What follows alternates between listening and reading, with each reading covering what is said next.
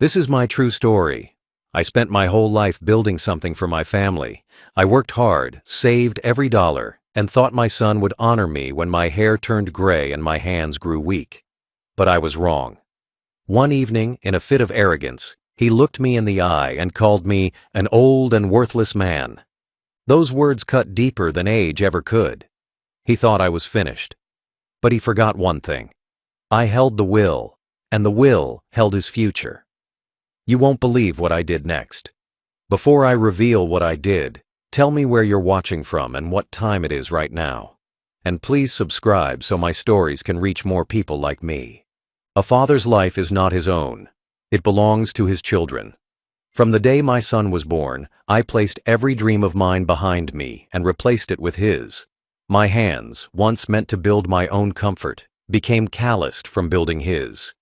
My pockets, once meant to fill my own needs, emptied themselves into his future. For decades, I worked jobs that bent my back and drained my strength. While others chased luxuries, I chased only one thing: the chance to give my son a life without hunger, without fear, without the chains of poverty that had shackled me. I woke before the sun and often returned after it had long disappeared. My boots were worn, my shirts soaked in sweat, but I carried pride in every step, knowing each hour I worked was another brick in the foundation of his future. When school fees came, I paid them without hesitation. When uniforms were torn, I stitched them back together late into the night.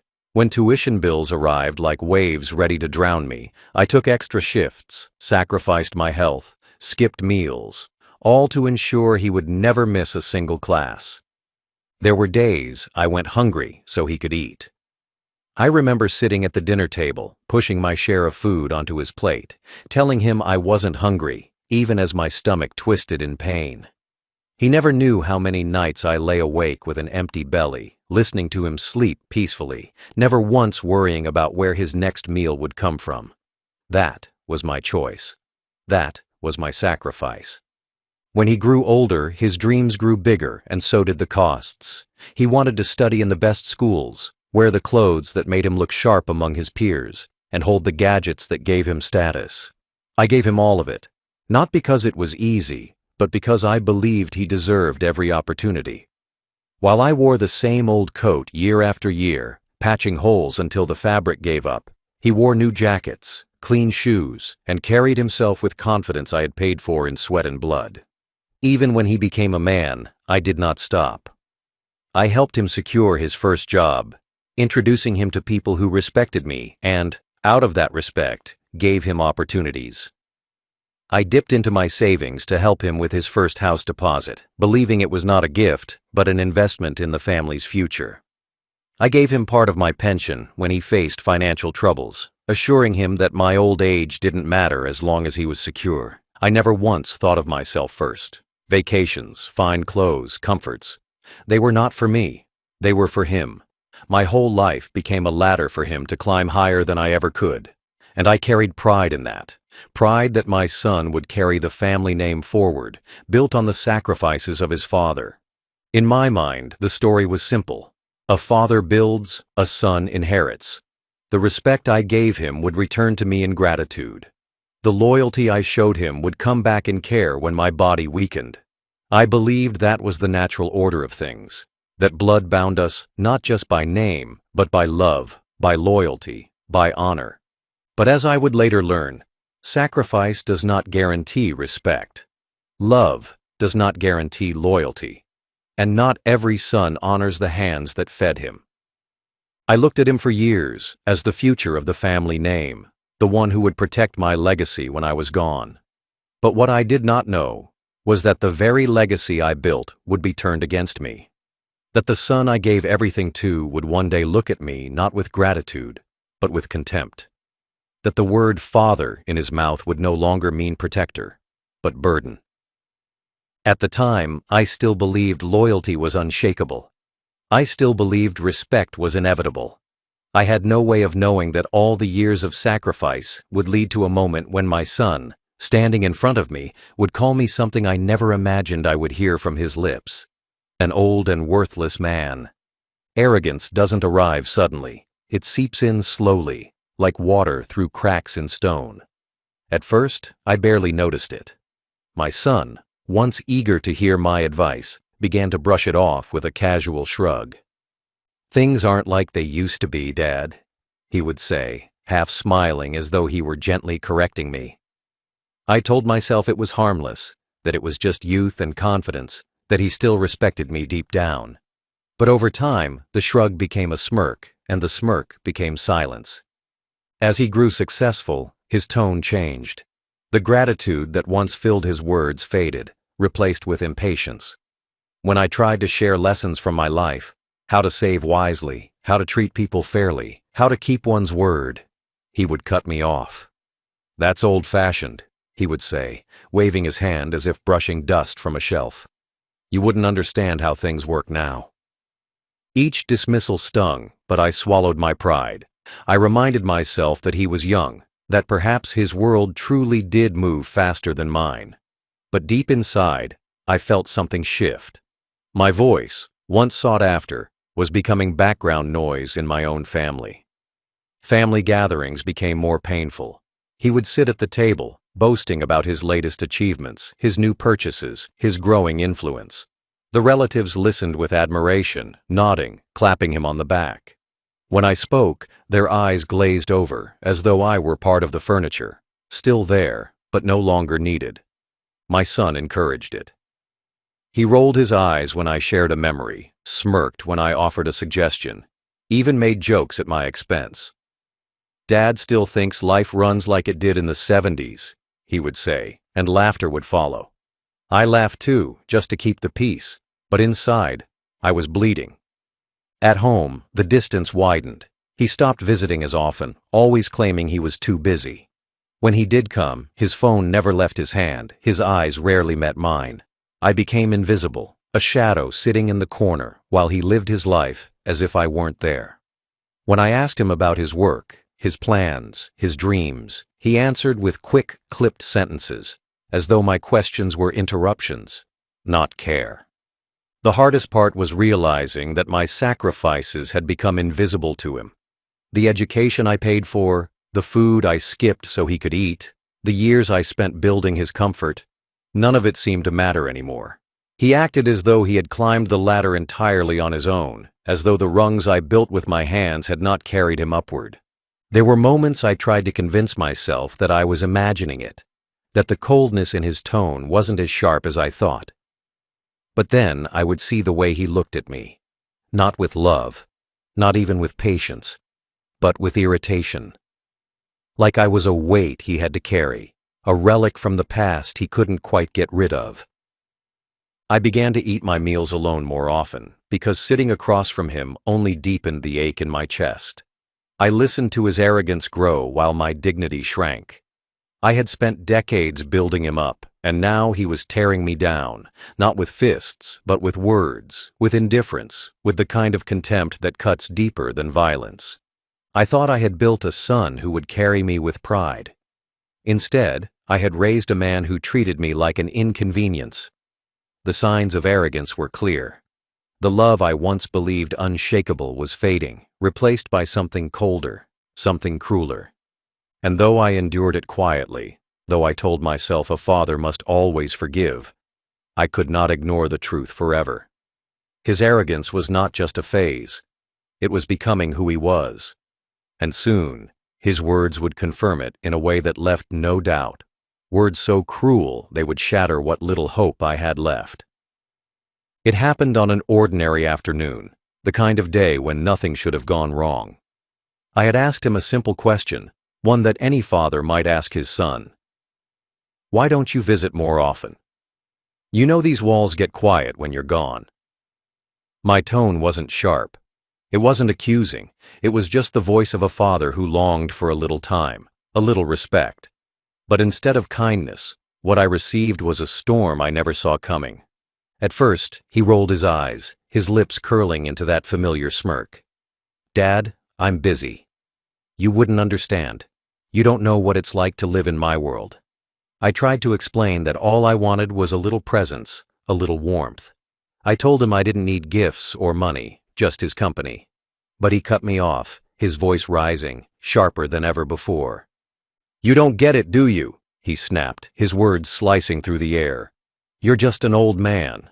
Old and worthless. Your time is over." The room fell silent.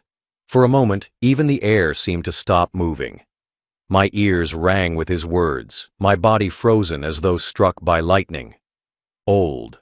Worthless. The labels stung worse than any wound because they didn't come from a stranger. They came from my own blood, the very boy I had carried on my shoulders, the boy I had sacrificed everything to raise. I searched his face for a hint of regret, for a flicker of shame. But there was none. His eyes were cold, his tone dripping with finality. In that moment, he didn't see me as his father. He saw me as a burden, an obstacle in his path, a relic whose value had expired. My lips trembled, but no words came. What could I say? Remind him of the meals I had skipped so he could eat? Tell him about the years of broken sleep, of aching hands, of debts paid so he could stand tall? He already knew those things. He had simply chosen to forget. I felt my chest tighten, not just from pain, but from realization. This was no longer the son I had raised. This was no longer the boy who once clutched my hand crossing the street, or the young man who once called me his hero. That boy was gone. In his place stood a man who saw me not as family, but as dead weight. The words hung in the air long after he left the room, their poison sinking deep into my bones. I sat there, motionless, my heart heavy with humiliation. For the first time in my life, I did not see my son as family. I saw him as the enemy of my dignity. And in that moment, I knew one truth with absolute clarity. I might be old, but I was not worthless. And one day, he would learn the difference. That night, I sat at the dinner table with a plate of food in front of me, but I could not eat. The chair across from me was empty, though in my mind I saw my son as a little boy again, swinging his legs under the table, grinning as I slid the bigger portion of food onto his plate. Back then, his laughter filled this house. Now only silence lived here, thick and suffocating. The words he had thrown at me, old and worthless, echoed louder than any noise, louder than the tick of the clock or the clink of my fork against the plate. I stared at the empty chairs, each one carrying memories of sacrifices I had made. The chair on the left reminded me of the nights I came home late from double shifts, too tired to speak, but proud to watch him eat a full meal I had earned with blistered hands. The chair on the right reminded me of mornings I skipped breakfast so he could have enough, telling him I wasn't hungry even though my stomach growled with emptiness. Every memory that once filled me with pride now felt like salt on an open wound. I replayed his words over and over in my head. Worthless. Did he really believe that? Did he really think the man who built the very foundation he now stood on had no value? My chest ached, not from age, but from betrayal. To be forgotten is one thing. To be dismissed is another. But to be insulted, to be stripped of dignity by the very child you raised, that is a wound deeper than any blade. I thought of the younger version of myself, working through storms, working through sickness, never stopping because I wanted him to have more than I ever did. I remembered the times I denied myself new clothes, new shoes, even medicine, because he needed tuition, books, and the chance to walk into classrooms with his head held high. I had carried my pride in silence, believing it would one day return to me in respect. But instead, that respect had been twisted into contempt. I pushed the plate away and sat with my hands folded on the table, the house around me colder than ever before. For the first time, I felt not like a father, but like a stranger in my own bloodline. He didn't see me as a man who had lived, who had fought, who had sacrificed. He saw me as an old burden, someone taking up space until the grave claimed me. The humiliation was heavy, but beneath it, something else stirred. A thought, a truth. If he saw me as worthless, then he had already erased me from his heart. But what he had forgotten was that I was not erased from the world. I still had a voice, I still had choices, and most of all, I still had power. That night, I sat in silence, but it was not the silence of defeat. It was the silence of a storm gathering strength. He thought I was broken, but he had no idea that I was just beginning to rise. What my son never understood, or perhaps chose to forget, was that I was not powerless. Yes, my body had grown old, my back bent, my steps slower. But power is not always in strength of arms or quickness of feet. Sometimes power lies quietly in documents, in signatures, in decisions made behind closed doors, and I still held that power. Everything he relied on, the house he assumed would one day be his, the savings he thought he would inherit, the land and accounts I had spent a lifetime building. Every piece of it remained under my name. He strutted through life as though it already belonged to him, as though time itself had signed it all into his hands. But the truth was simple. Nothing was his until I decided it. The will, my will, was the key to everything. I thought about it long into the night. The will was not just a piece of paper. It was my last word, my final voice, the one thing no insult could erase. He could call me worthless to my face, laugh at me behind my back, but when that will was opened one day, it would speak louder than any of his arrogance. It would decide who carried my legacy and who was left with nothing but regret. And in that moment of reflection, I realized the will was more than just protection. It was a weapon, a quiet, patient weapon that could strike long after my breath had left my body. He thought my time was over. But as long as my name sat on those deeds and accounts, as long as my pen had not written its final signature, my time was not over at all. He had built his arrogance on assumption. He assumed loyalty meant entitlement. He assumed sacrifice meant inheritance. He assumed my silence meant surrender. But assumptions are fragile, and now I would shatter his. I imagined the look on his face the day he realized the truth, the day the lawyer's voice would read words he never expected, words that cut deeper than the insult he threw at me. He believed my legacy was his by default. But I would show him that legacies are not given to the ungrateful. They are given to the deserving. And so I made my choice.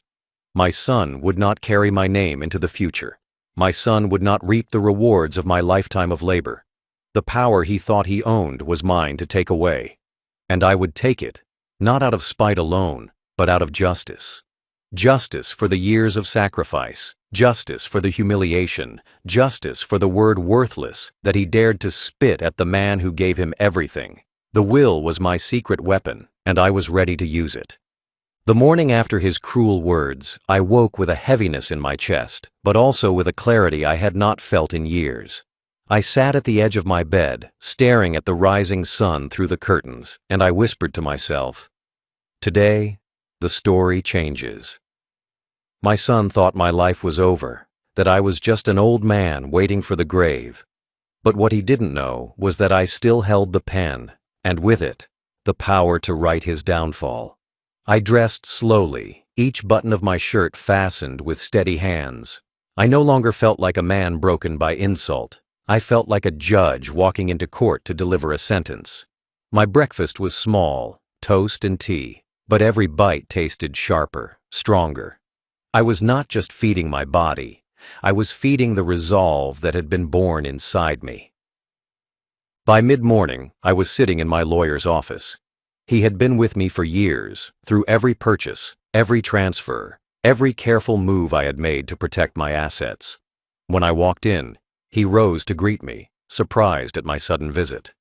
"What brings you here today?" he asked gently, noticing the fire in my eyes. "I've made a decision," I told him. "It's time to rewrite my will." He paused, studying me, then nodded slowly. He didn't ask why. He didn't need to. He knew men like me don't make changes lightly. He brought out the documents, the drafts we had updated before, and placed them on the polished wooden desk.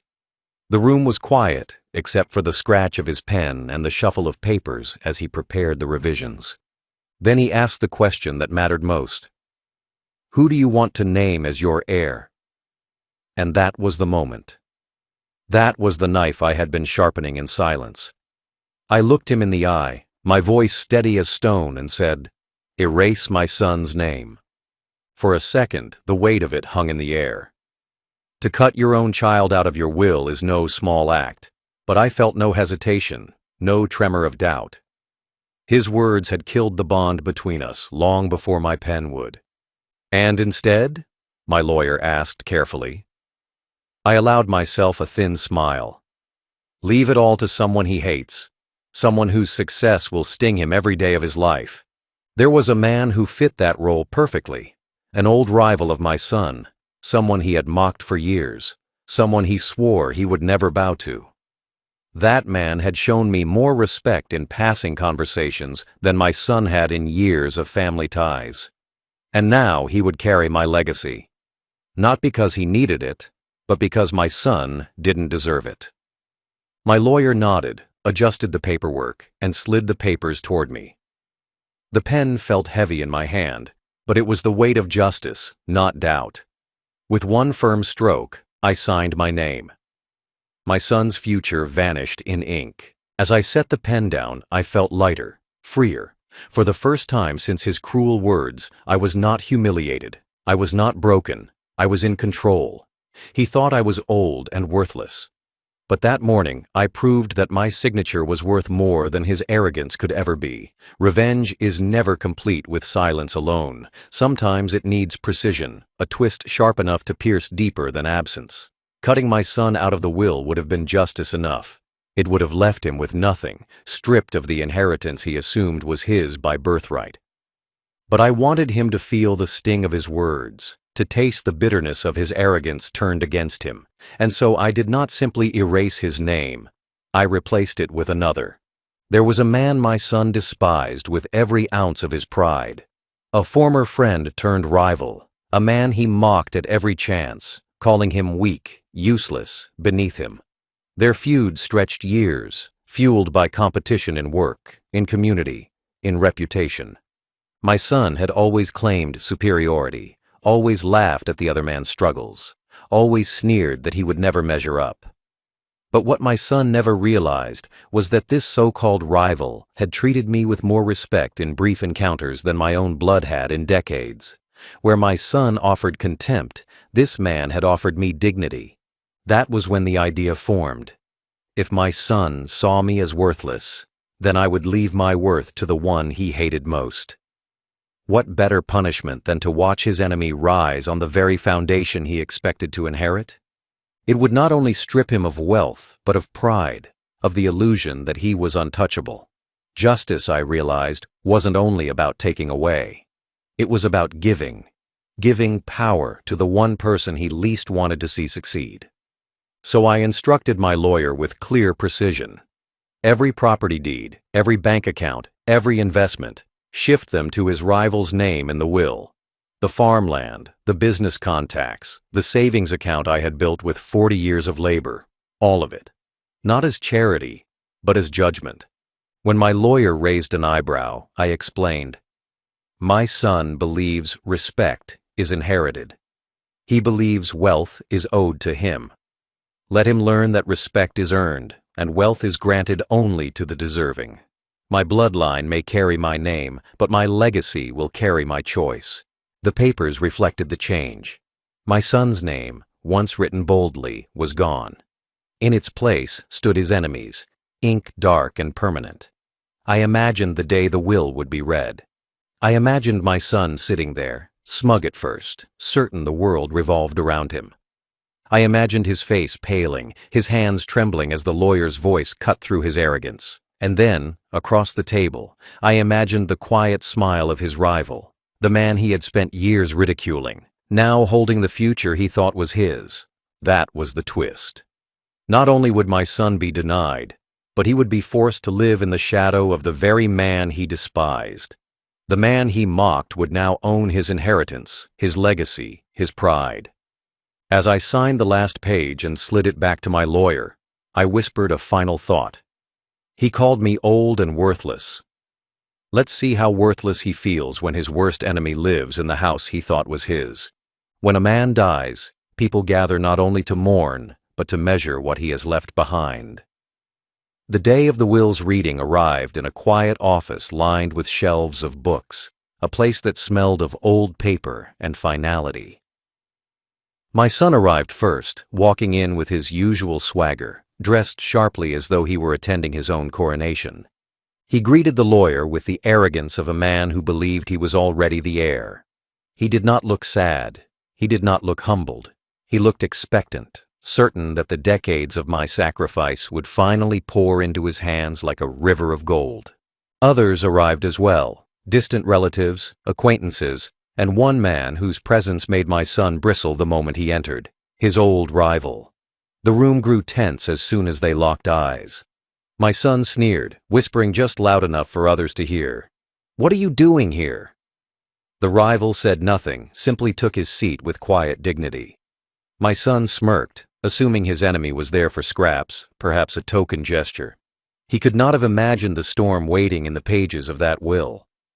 The lawyer began with formalities, reading aloud the introductions, the legal language that filled the air with weight.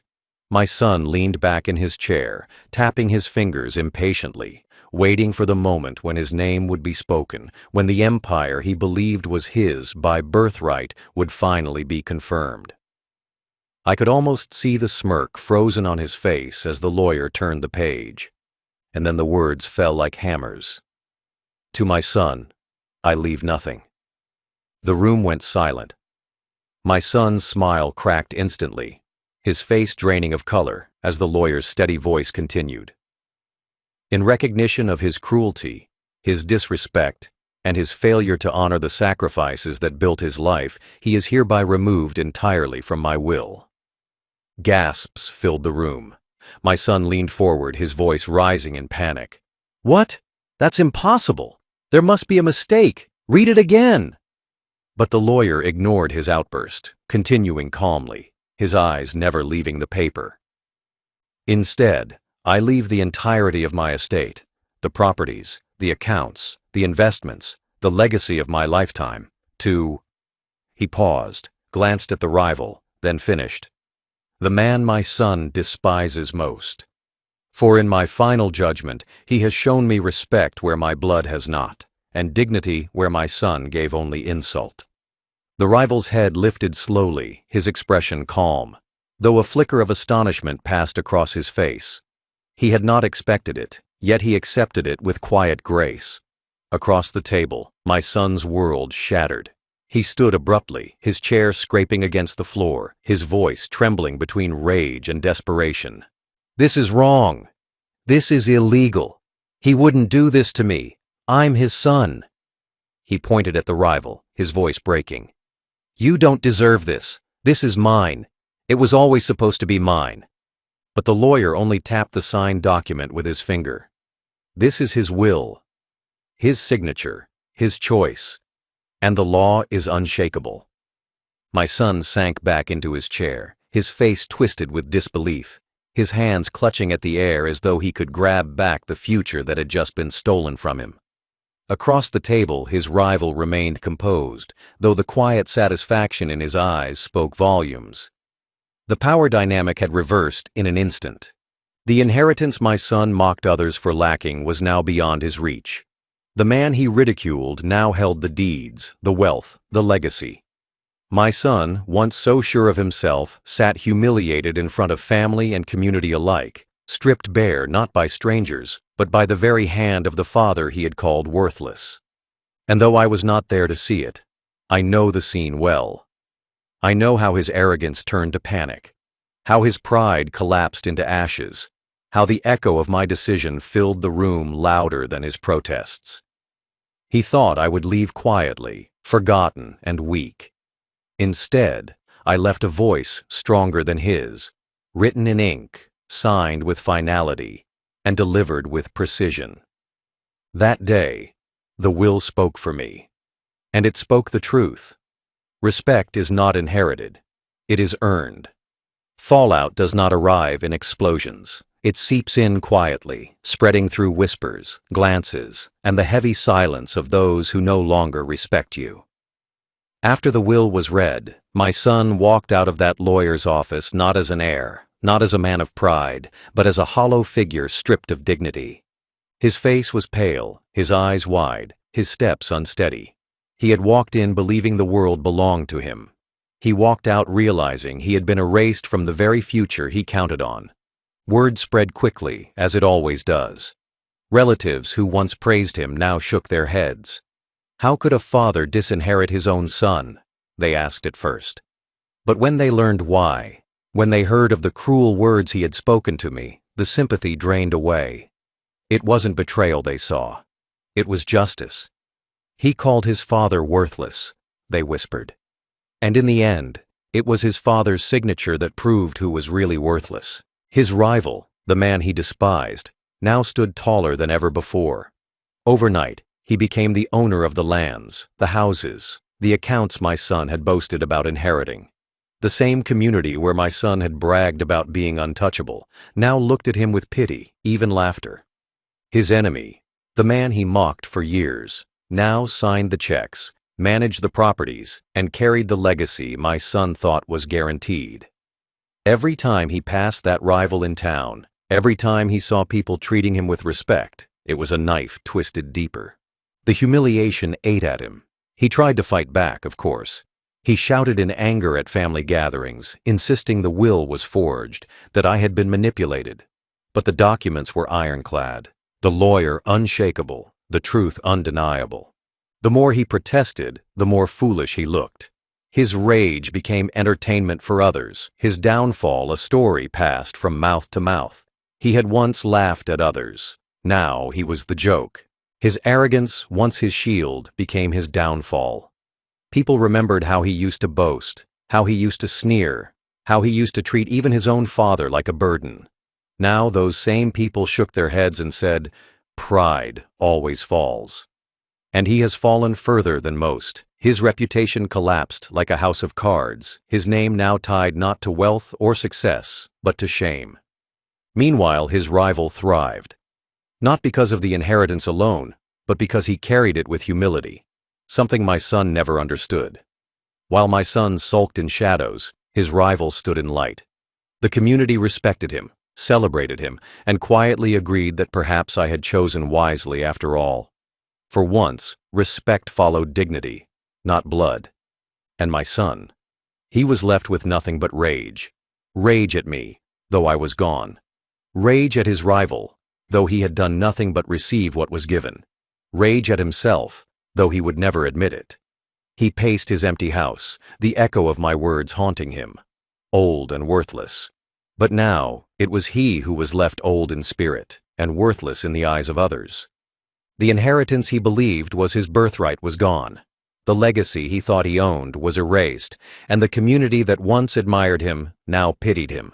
His arrogance had turned to ashes, his pride to dust. Fallout had claimed him, not in a single blow, but in every whisper, every smirk, every reminder that he had lost not only wealth, but honor. And that is a loss no man recovers from. Justice, I realized, is not always loud. It does not always come with chains or prison bars. Sometimes justice is quiet, written in ink, sealed in an envelope, and delivered when a man is no longer alive to speak. That was my justice. My son thought my age made me powerless. He thought my silence meant surrender. He thought his cruel words, old and worthless, would break me. But my hand still held the pen, and my pen carried more weight than his pride ever could. From beyond the grave, my voice echoed through that will. It stripped him of the inheritance he thought untouchable. It handed his future to the very man he mocked. It turned his arrogance into humiliation, his pride into dust, and though I was gone, I was still the one in control. That was my final gift, not to him, but to myself. I imagined him replaying those words he had spat at me, feeling them twist like knives in his own chest. He had called me worthless, yet it was my signature that decided his worth. He had treated me like a burden, yet it was my choice that burdened him with shame. He had believed I would fade quietly into the shadows, but instead I rose one final time and cast a shadow over him that he could never escape. And to his rival, the man who had treated me with respect when my own son would not, I left everything. Not out of love, not out of blind generosity, but out of principle. Respect deserves reward. Betrayal deserves punishment. My rival understood what my son did not. that dignity matters more than blood, and that honor is worth more than inheritance. Now, as I rest, I feel no sorrow. I do not ache for reconciliation. I do not long for what could have been. I gave my son every chance. I gave him my youth, my labor, my sacrifices, my loyalty. He repaid me with insult, with contempt, with betrayal of respect. He wrote his own punishment with his own tongue. All I did was sign the papers that carried it out. Some will say I was harsh. Some will say a father should forgive, that blood should excuse all. But forgiveness without respect is weakness, and weakness was the one thing I refused to carry to my grave. I had spent my life being strong for him. In the end, I had to be strong for myself. My justice was not to see him suffer physically, but to watch him live the rest of his life in the shadow of his own arrogance. Every time he sees his rival prosper, every time he hears my name tied to the man he despised, he will remember the day he called me worthless, and he will know, deep in his bones, that those words cost him everything. Final thought. He called me worthless, but my signature was worth more than his life's pride. And now his enemy carries what he lost.